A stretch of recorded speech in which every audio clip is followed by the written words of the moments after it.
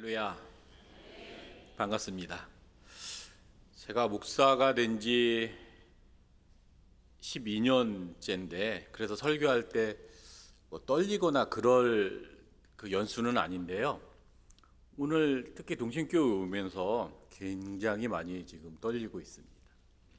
그 이유가 두 가지 이유가 있는 것 같은데, 첫 번째는 제가 여기서 목사 안수를 받았기 때문에 그런 것 같습니다.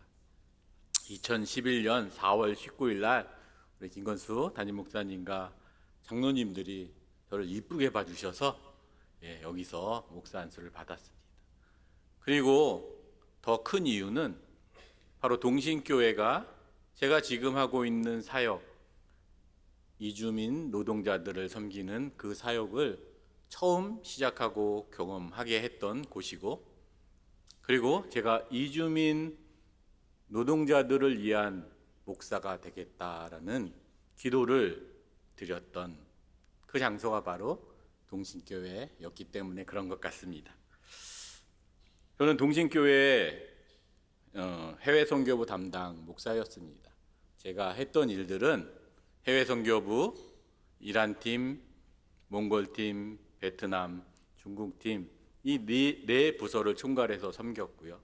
그리고 단기 선교 여행을 갈 때 단기 선교 교육과 그 일정들을 담당했습니다.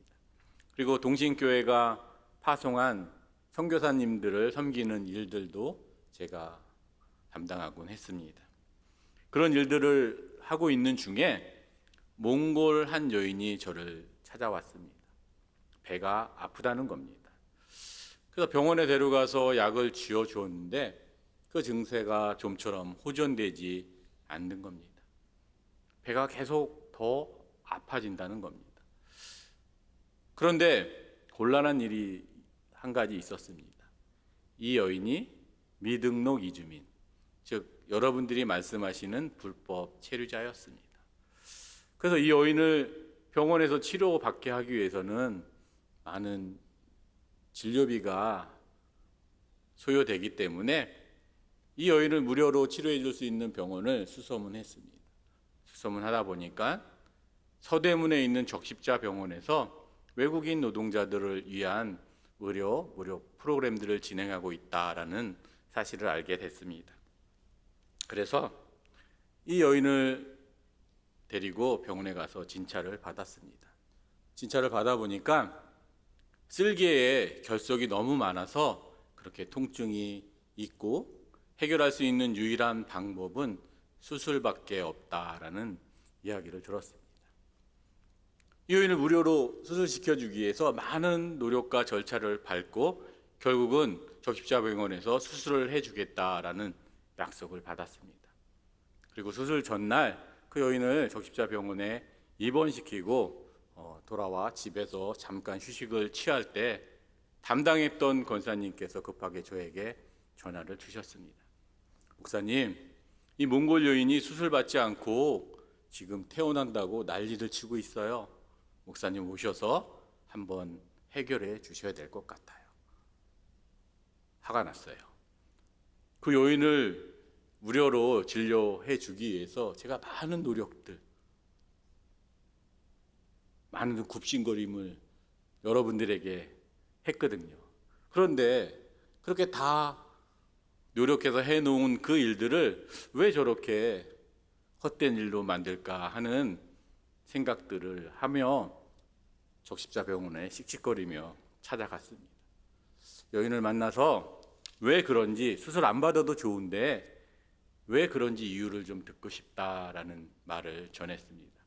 그러자 그 여인이 처음으로 자신의 삶에 대한 이야기를 저에게 전해 주었습니다. 사실 자기가 몽골에 아이와 노모가 계시다는 겁니다. 이혼해서 그 아이의 양육을 위해서 노모의 생계를 유지하기 위해서 한국에 와 있는데 혹시 수술하다 잘못돼서 내가 죽으면 그 아이와 자신의 노모를 돌볼 사람이 세상에 존재하지 않기 때문에 수술하지 않고 아프면 진통제 먹고 버텨가며 그렇게 살아보겠다라고 이야기를 저에게 전해 주었습니다. 그래서 제가 또 설득을 했습니다. 이 수술이 몽골에서는 굉장히 어려운 수술일지 모르겠지만 한국에서는 아주 간단한 수술이다. 그리고 혹시 네가 잘못돼서 죽더라도 내가 네 아들을 입양해서 키우겠다. 일도 마음이 없는 말씀이었습니다. 수술 받으면 살 수 있다라는, 회복될 수 있다는 자신이 있었기 때문에 그렇게 거짓말을 했습니다. 그 말을 건네니까 이 여인이 좀 안심하는 것 같았어요. 그래서 다시 수술 받겠다라고 하면서 입원하고, 그리고 다음 날 아침 7시에 수술하기로 그렇게 결정을 했습니다. 태어나서 처음으로 누구의 보호자가 되어서 수술장 앞에 앉아 있는 경험을 했습니다. 6시 반에 십자병원에 가서 여인이 수술실로 들어가는 것을 보고 그렇게 수술이 끝나기를 기도하고 기다렸습니다. 그런데 약속된 시간이 지났는데 이 여인이 나오지 않는 겁니다. 그래, 수술하다 보면 좀 늦을 수도 있지. 그런 생각으로 스스로를 달랬습니다. 약속된 시간보다 1시간이 지났습니다. 그런데도 수술장 문은 도대체 열릴 기미가 보이지 않는 겁니다. 다시 30분, 다시 30분. 약속한 시간보다 2시간이나 지났는데 이 여인은 나오질 않는 겁니다. 겁이 덜컥 났습니다. 수술 받기 싫다는 사람 수술시켜서 괜히 귀한 생명 잃게 하는 거 아닌가? 더 큰 걱정은 우리 집사람한테 입양한다는 얘기도 안 했는데 이제 나의 결혼 생활은 여기서 끝이 나는구나 라는 생각도 했습니다. 그런 생각을 하고 있을 때 수술장 문이 열리면서 그 여인이 고통스러운 표정으로 침대 위에 누워 나왔습니다.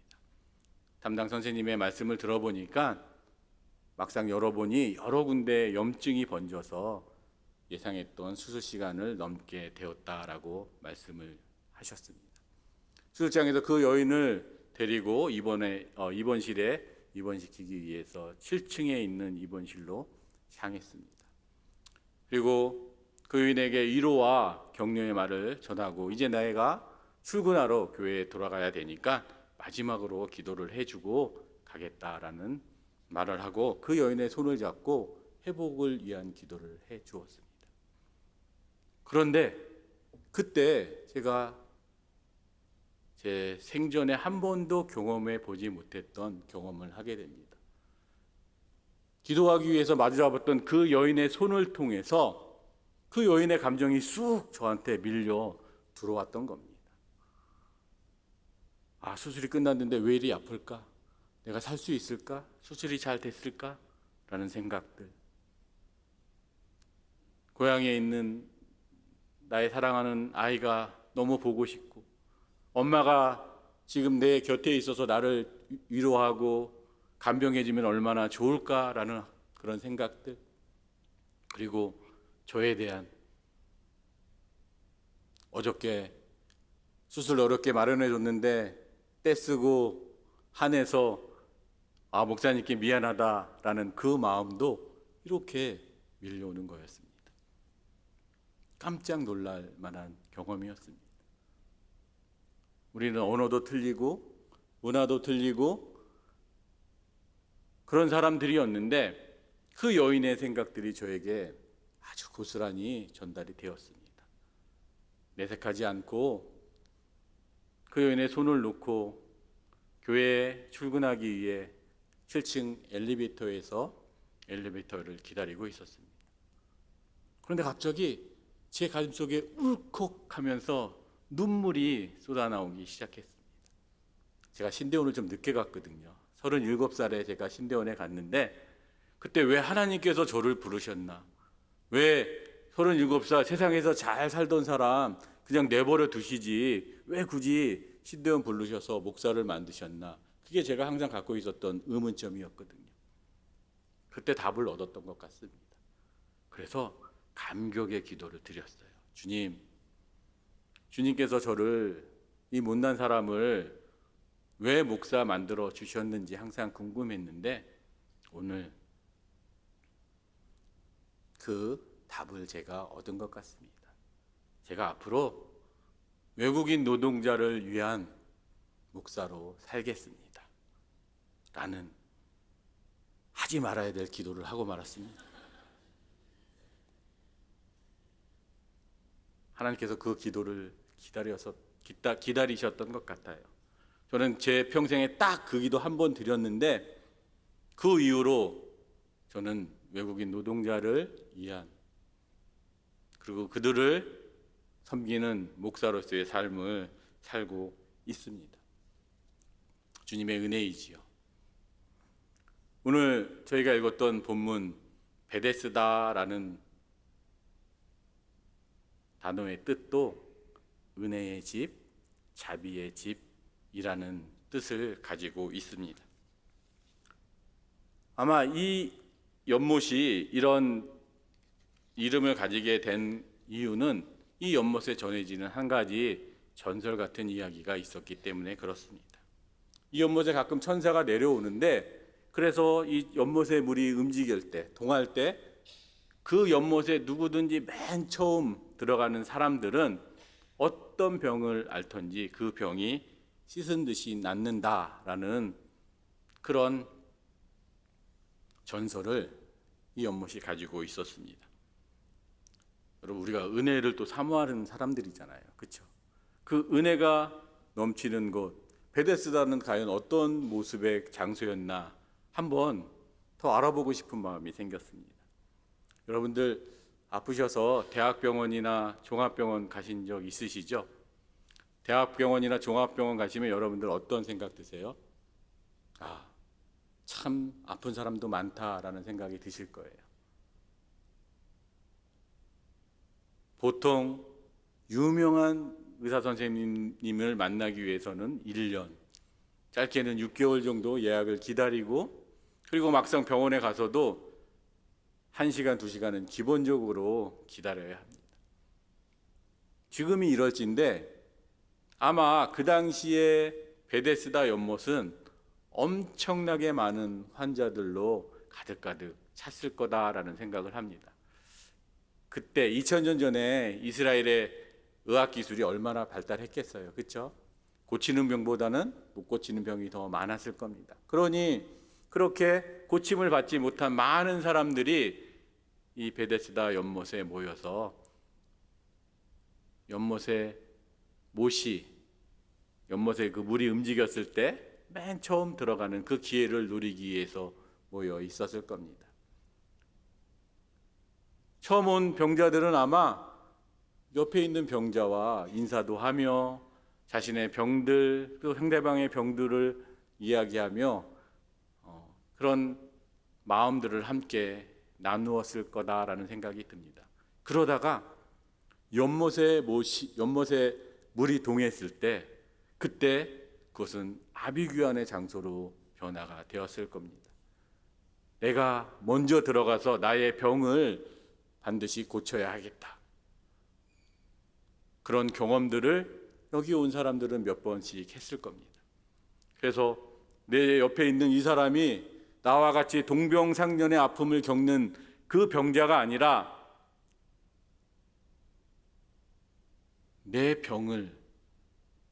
내 아픔을 치료받기 위해서 반드시 찍어 눌러야 될 사람이다 라고 인식하기 시작했을 거라고 생각이 듭니다. 그래서 그들은 옆에 고통을 그리고 신음을 누가 내던가 상관없이 그들의 관심과 초점은 오로지 베데스다 연못의 물에 가 있었을 겁니다. 그 연못이 움직이는지, 그래서 내가 가장 먼저 들어갈 수 있는지 그 기회만을 바라보고 살아갔을 거다라는 생각을 하게 됩니다. 그리고 그렇게 베데스다 연못에서 치료를 받는 사람은 제 생각에는 언제나 가장 가벼운 병을 앓고 있는 사람이다라는 생각을 해보았습니다. 가장 움직임을 빠르게 할 수 있는 사람, 가장 빨리 달릴 수 있는 사람, 그런 사람만이 이 베데스다 연못에서 자신의 병을 치료받을 수 있었을 것입니다. 여러분, 근데 생각해 보니까 병자가 많지요. 그리고 그 병자들이 서로에 대해서 무관심하고 서로가 서로를 적으로 여기지요. 그리고 언제나 제일 경한 사람, 온 지 얼마 되지 않은 사람만이 치료를 받는 이곳이 진정 베데스다라고 이야기할 수 있을까요?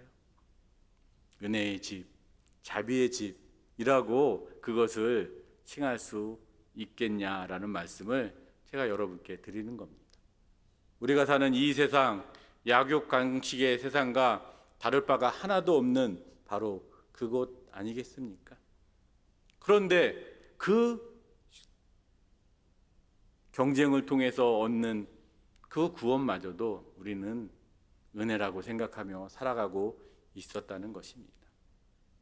바로 그곳에 38년 된 병자가 있었다라고 성경은 오늘 우리에게 말해주고 있습니다.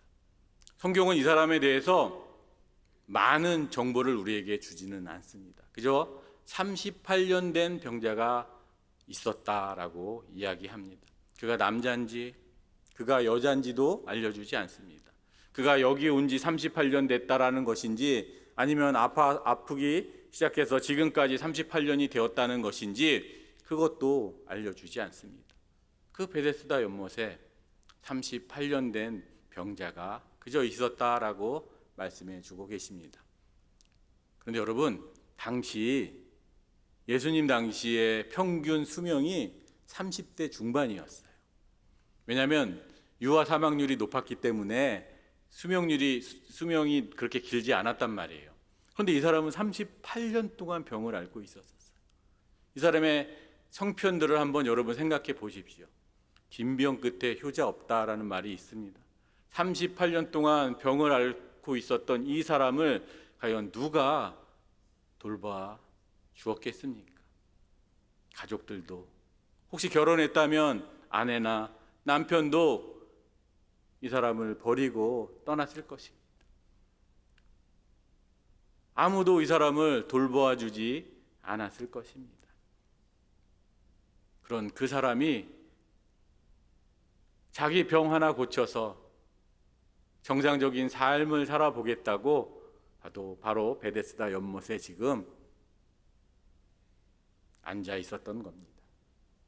아마 그 자신도 잘 알고 있었을 것 같다라는 생각을 합니다. 자기가 도저히 나음받을 수 없는 상태라는 것을요. 바로 그곳에 오늘 우리 예수님께서 오십니다. 예수님께서는 그곳에 오셔서 다른 곳을 들리시지 않으시고 바로 38년 된 병자에게 바로 찾아와 주십니다. 그리고 38년 된 병자에게 내가 낫고자 하느냐라는 질문을 던지십니다.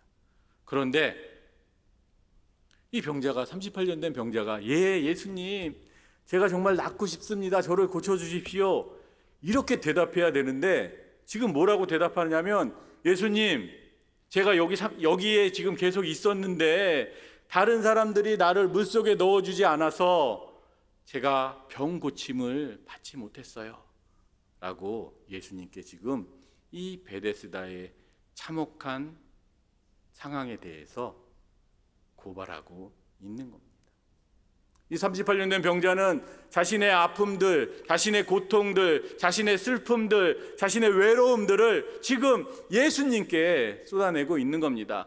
여기가 하나님의 집, 은혜의 집, 자비의 집이라고 얘기하는데 실상은 이렇게 죽어가는 나, 38년 동안 병을 앓고 있는 저를 단 한 사람도 돌봐주지 않는 바로 이곳에 제가 외롭게 서 있었고 버텨왔습니다.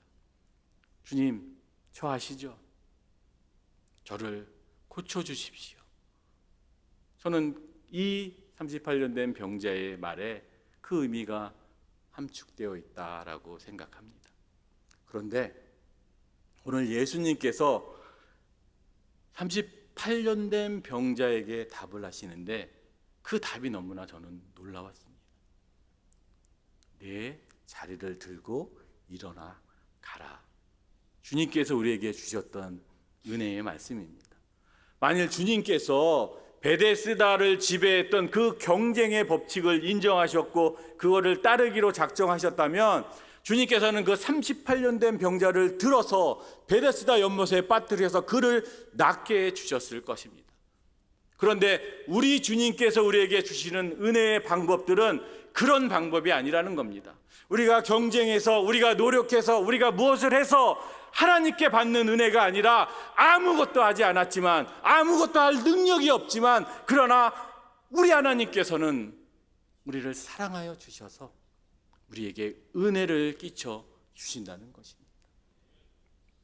주님께서 우리에게 말씀해 주십니다. 네 자리를 들고 일어나 가라. 그게 우리 주님께서 주시는 은혜의 방법이고 구원의 방법이라는 것입니다.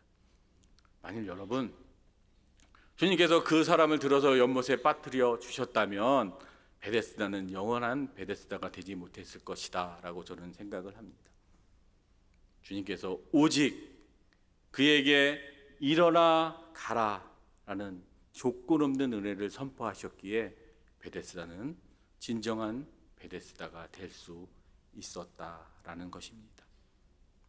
그런데 여러분, 2000년 전에 살았던 38년 된 병자와 같은 많은 사람들이 우리가 살고 있는 이 세상 속에서도 살고 있다는 것입니다. 제가 목회하고 있는 자유로운 교회는 경기도 동두천에 위치하고 있습니다. 경기도 동두천은 우리 안보로 인한 비극의 역사를 간직하고 있는 동네입니다. 아마 여러분 들어보셨지만 미 이사단이라고 하는 우리나라에서 가장 큰 미군 기지가 주둔하고 있습니다.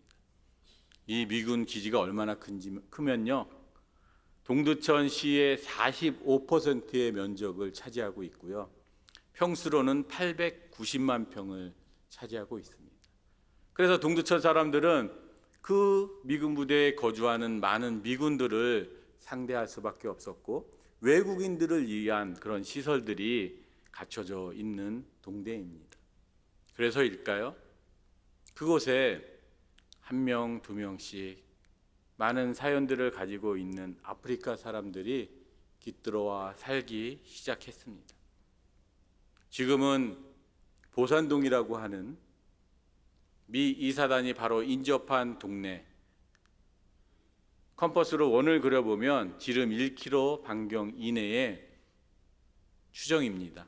1600명 정도의 아프리카 사람들이 살고 있는 것으로 그렇게 추정됩니다.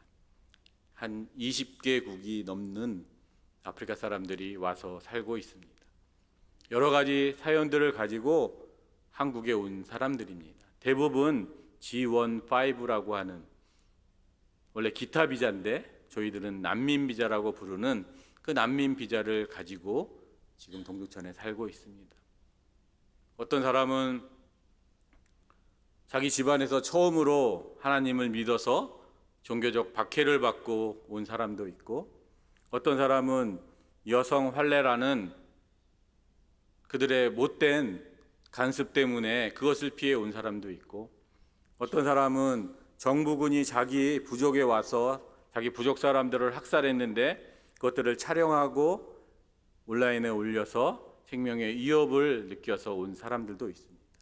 또 어떤 사람들은 기업의 비리를 폭로했더니 그 사장이 자기를 암살하려고 그렇게 사람을 보내서 또 그것을 피해서 온 사람들도 있습니다. 그리고 어떤 사람은 정치적 문제 때문에 실각을 해서 반대편에 암살을 피해 한국에 온 사람들도 있습니다. 이렇게 많은 사연을 갖고 온 사람들이 동두천에 모여서 살고 있습니다. 한국은 세계 난민협약에 가입한 나라입니다. 그래서 한국에 와서 난민 인정 신청을 요청하면 한국은 그 난민 신청 심사를 해 주어야 할 의무를 가지고 있는 나라입니다. 그래서 그들은 한국에 와서 자신이 이러한 사연들을 가진 사람이고 고국에서 도저히 더 이상 살 수 없기 때문에 나를 난민으로 인정해 달라라는 신청을 합니다. 보통 우리나라에서 한 해에 6,000명에서 7,000명 정도 사람들이 난민 신청을 합니다. 그 중에 60에서 70명, 1%만이 난민 지위를 인정받고 한국에 살아갈 수 있는 자격을 부여받습니다. 그러면 나머지 99%는 어떻게 될까요? 나머지 99%는 자신의 나라로 돌아가거나 아니면 한국에서 미등록 이주민, 불법 체류자의 신분으로 살아야 할 두 가지 선택을 할 수밖에 없게 됩니다. 제가 섬기는 대부분의 아프리카 분들은 그렇게 미등록 이주민의 삶을 사는 사람들입니다. 미등록 이주민이 되면 여러 가지 어려움들이 발생합니다. 먼저 양질의 취업을 할 수 없는 어려움이 생깁니다. 왜냐하면 미등록 이주민을 고용한 고용주도 처벌을 받게 됩니다. 대개 첫 번 고소당했을 때는 500만 원의 벌금을 내고요. 두 번째는 1,000만 원, 세 번째는 2,000만 원 정도의 벌금을 내게 됩니다. 그래서 잘 직장을 다녔던 사람도 이제 미등록 이주민이 되면 자신이 다녔던 직장을 더 이상 다닐 수 없게 됩니다. 그래서 그들이 갈 수 있는 직장은 우리가 말하는 소위 3D 업종에 그들은 종사하며 일을 합니다. 대개 월요일부터 토요일까지 아침 7시부터 저녁 7시 하루 12시간 72시간의 노동에 그들은 노출되어 있습니다. 그리고 그들이 받는 임금은 200만 원이 조금 넘는 그런 임금을 받고 살아갑니다. 직업이 좋지 않으니까, 직장이 좋지 않으니까 임금체불과 그리고 산재의 문제들이 자주 발생을 하게 됩니다. 특히 임금체불이 발생하게 되면 이제 제가 정의의 사도처럼 짠하고 등장을 하게 됩니다. 지금은 제가 사업장을 잘 방문을 안 합니다. 왜냐하면 나름대로 상처를 많이 받아서 그렇습니다. 제가 임금체불한 사장님을 뵙기 위해서 사장실에 가게 되면 임금체불한 사장님들 중에 왜 이렇게 교회 장로와 안수 집사들이 많은지 모르겠습니다. 가면 뒤에 내 시작은 미약하였으나 그 끝은 창대하리라 무슨 교회 장로 이렇게 써져 있는 글귀들을 너무 많이 봤습니다. 그래서 그분들에게 말씀을 전합니다. 사장님, 교회 다니시는군요. 예, 제가 무슨 교회 장로입니다. 안수 집사입니다. 그러세요. 저도 목사인데 혹시 다니시는 교회 목사님께서 이런 성경 구절 알려주시지는 않으셨나요? 품꾼의 품삯을 저녁까지 갖고 있지 말라라는 구절이 있는데 그 말은 임금 체불하지 말라는 말씀입니다. 그러면 대뜸 얼굴이 불그락해지시면서 히읗자로 시작되는 용어들이 막 나옵니다. 네가 뭔데 그딴 얘기를 감히 나한테 할 수 있느냐. 처음에는 저도 묵묵하게 그 말씀을 경청했던 목사였는데 지금은 그분이 했던 똑같은 수준의 욕으로 반박을 합니다. 너 같은 누구누구 때문에 돈 받으러 다니는 목사다라고 이런 이야기를 합니다. 그래서 지금은 그게 너무 상처가 돼서 이제 전화로 그 일들을 처리하게 됩니다. 미등록 이주민이 되면 겪는 어려움들 중에 하나가 바로 병원의 문제가 발생합니다. 의료보험 혜택을 상실하게 되면 여러분들이 내는 5배 정도의 병원비를 감당하며 병원 가서 치료를 받아야 합니다. 감기나 이런 거는 뭐 한 3, 4만 원 정도 치료할 수 있는데 문제는 수술을 받게 되거나 밤에 아파서 응급실에 가게 되면 그 돈의 액수가 엄청나게 달라집니다. 보통 이들이 수술 받으면 1,000만 원대가 넘는 병원비가 발생하게 됩니다. 한 달 전에 저희 교회 다니시는 분이 자궁 군종 때문에 수술을 받으셨는데 의료보험이 안 되니까 1,100만 원의 수술비가 나왔고 그것들을 해결하기 위해서 제가 전에는 좀 살이 쪘었는데 지금 이렇게 홀쭉하게 말라서 왔습니다. 그리고 응급실에 한번 가면 보통 100만 원 정도의 수술비가 소요됩니다. 그래서 그들을 위해서 제가 교회 3층에다가 자유로운 치과라는 치과를 만들었습니다. 저희 자유로운 치과는 격주로 운영되는데 100% 예약제입니다. 그래서 14명에서 16명 정도의 환자들이 와서 치료를 받습니다. 제가 그 자유로운 치과를 위해서 열심히 한국에 있는 교회를 방문해서 알아봤는데 우리 자유로운 치과가 대한민국에 있는 교회에서 만든 치과 중에서는 가장 좋은 시설과 아름다운 설비들을 가지고 있다라고 자부합니다. 병원에 있는 모든 시설들을 다 갖추고 있습니다. 그래서 오시는 분들 모두를 치료해 줄 수 있는 그런 일들을 감당해내고 있습니다. 그리고 한 달에 한 번씩 신경외과, 내과, 안과 선생님이 방문하셔서 외국인들 위해서 진료해 주시고 검진해 주시고 그리고 당뇨약, 혈압약, 고지혈증 약 등 한 달치 분들을 저희에게 외국인 분들에게 나누어 주곤 합니다.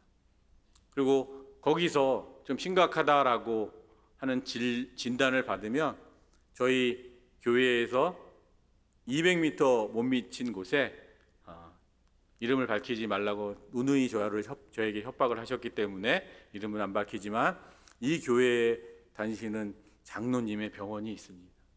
예. 그러면 그분들을 거기에 제가 모시고 가면 가벼운 문진부터 엑스레이, 피검사, 그리고 소변 검사, 위내시경, 대장내시경, 그리고 초음파 뭐 이런 검사들을 다 무료로 해주십니다. 제가 한 200여 명 정도의 환자들을 모시고 갔던 것 같은데 바쁘신데도 한번 화내시지 않고 찡그리시지 않고 저를 받아주셔서 굉장히 감사한 마음을 가지고 사역에 임하고 있습니다.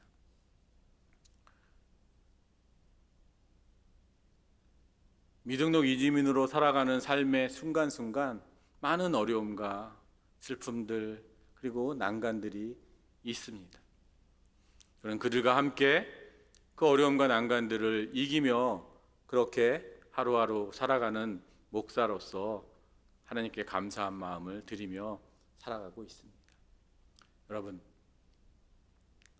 오늘 주님께서는 베데스다 말씀을 통해서 주님께서 원하시는 그 38년 된 병자 그들을 치유해 주시기를 우리에게도 원하고 계시다라는 생각을 하게 됩니다. 여러분, 저와 여러분도 어쩌면 38년 된 병자처럼 그렇게 하나님께 은혜에 그리고 사랑의 놀라운 치유 앞에 놓여 있었던 사람들이 아닌가라는 생각을 하게 됩니다. 우리가 무엇을 잘해서 우리가 그분께 무엇을 잘 드려서 우리가 주일날 예배 잘 드리고 기도 제단 잘 쌓고 헌금 잘해서 그렇게 구원받은 것이 아니다라는 생각을 하게 됩니다.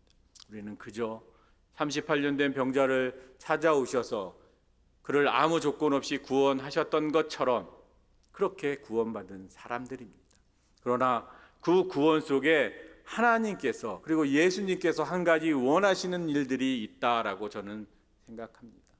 그건 바로 주님께서 우리에게 베풀어 주셨던 그 은혜의 방법대로 우리가 세상에 38년 된 병자를 찾아 나서서 그들을 예수님의 방법으로 고쳐 주기를 우리 주님께서 원하신다라는 생각들을 하게 됩니다.